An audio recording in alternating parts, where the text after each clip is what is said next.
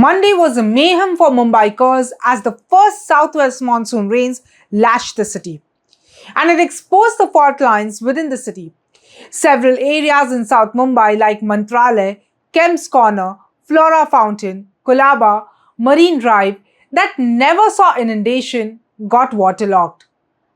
Although this is not unprecedented, but places like Mantralay or Flora Fountain don't get waterlogged easily. So what was the reason why South Mumbai got flooded? In this episode of Mumbai Matters, we will explore that. Hello and welcome to Mumbai Matters. I'm Purva Chitnis, Assistant Editor with The Print. According to the IMD, South Mumbai got over 100 mm rainfall in 24 hours.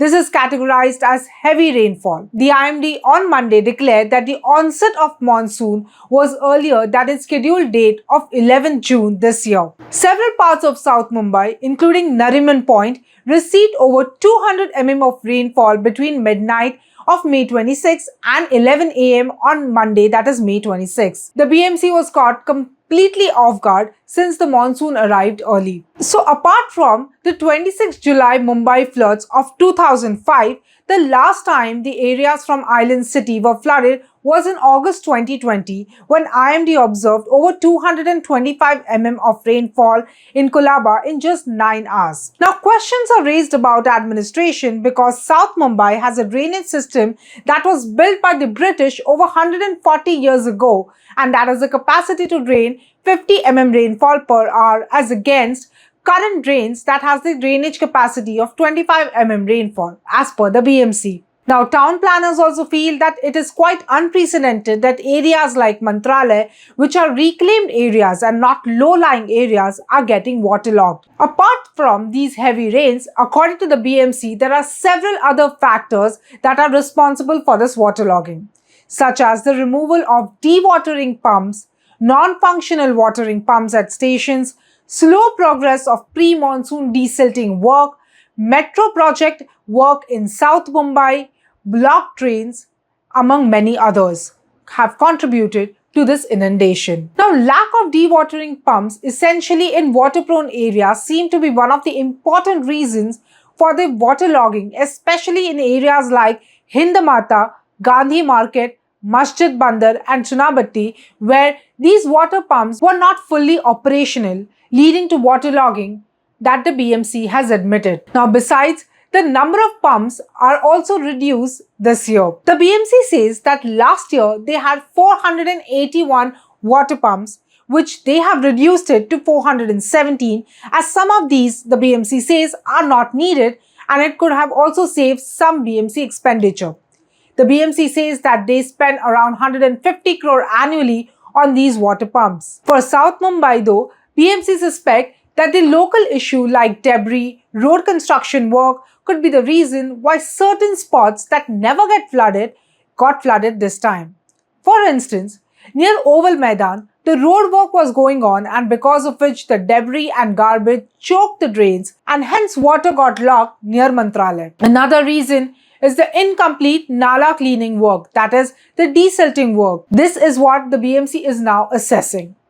BMC says that about major drains, 94% work of desilting is complete, but the issue is of Mithi River, where only 54% work is done, and also the issue remains for minor drains, where only 70% work is done. Mithi River desilting work is currently under controversy as the Mumbai Police's Economic Offence Wing, that is the EOW, is investigating the alleged scam in the desilting work, and 2 out of the 3 contractors are found to be accused in this alleged scam, while the BMC themselves have blacklisted the 3rd contractor. Another criticism was about the concretization of road project undertaken by BMC. However, BMC does not believe that this could be the reason why certain areas are getting waterlogged. The town planners that we spoke to have raised questions on the construction of the underground metro, that is the Metro 3 line, and the coordination between the BMC and the MMRC regarding drainage pipelines and stormwater drains. For the metro, it is dug up so deep, so the town planners are questioning whether this has been done properly and the BMC was at all involved in this project or not.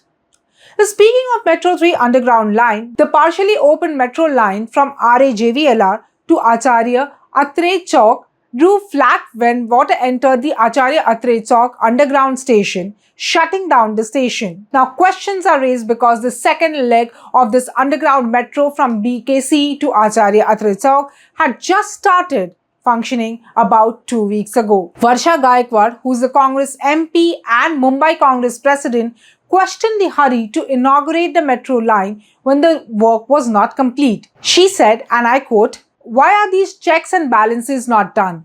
Why hasn't enough precaution been taken? How can people trust underground metro travel on heavy rain days? The government must answer and it must fix responsibility.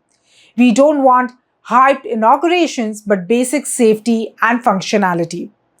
Now, according to MMRC, that is the nodal agency for the construction of this line, the MD of MMRC, Ashwini Bide, said that some part of the station was under construction and the wall collapsed. Also, she blamed that over 11 lakh liters of water from the stormwater drain nearby had collected in a pit near the entry exit of the metro station that gushed inside the station. She says, and I quote, "The station, which is the terminal station of the commission stretch, now has 2 entry-exit functioning, whereas the station actually has 6 entry exits and the work on the remaining ones is still going on.